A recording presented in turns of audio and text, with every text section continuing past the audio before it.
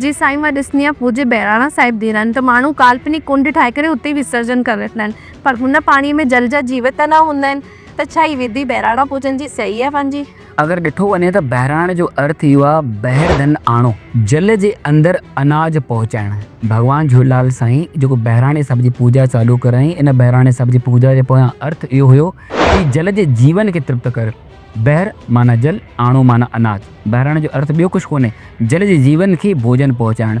पर थिए छा थो, काथे काथे इहे कुंड काल्पनिक तयारु थिया ईंदा आहिनि। असां बि चालीहे साहिब में पाण ते काल्पनिक कुंड तयारु कंदा आहियूं, उहो सुविधा खे ॾिसी करे, ताकी संगत जेकी आहे न, छो त राति जो टाइम कंहिं महिल कीअं थो थी वञे, कंहिं महिल कीअं थो थी वञे, काथे दरिया शादी सुविधा आहे नाहे। हाणे खोड़ अहिड़ा शहर आहिनि जिते असां माण्हुनि खे चवंदा आहियूं अखो पाइण जे लाइ, उहो महाराष्ट्र हुजे, MP हुजे, गुजरात हुजे, त हिकु फ़ोन ईंदी आहे असांखे, चवंदा आहिनि कि साईं असां जंहिं शहर में रहूं था न उते तलाउ आहे, न नदी आहे, न खूह आहे। असांखे अखो पाइण जे लाइ नदी ते वञण लाइ असांखे 50 किलोमीटर परते वञिणो पवंदो आहे, 25 किलोमीटर परते वञिणो पवंदो आहे। ऐं तव्हां चवंदा कि रोज़ु अखो पाइणो खपे, त मां चवंदा आहिनि कि कमु कयो, तव्हां घर में तव्हां ऐं साफ़ सुथरी जॻह ते तव्हां इहो जमा कंदा वञो, पोइ चंड ॾींहुं महीने में हिकु ॾींहुं तव्हां दरिया ते खणी वञो। पर जेकॾहिं सुविधा जे अनुसार इहा कयो थो वञे त का तकलीफ़ कोन्हे, पर जेकी उते अर्पित थिए थी सामग्री काल्पनिक जल में, त उन जल जी सॼी सामग्री पोइ मर्यादा सां दरिया में अर्पण करणी खपे, जीअं पाण ते कंदा आहिनि।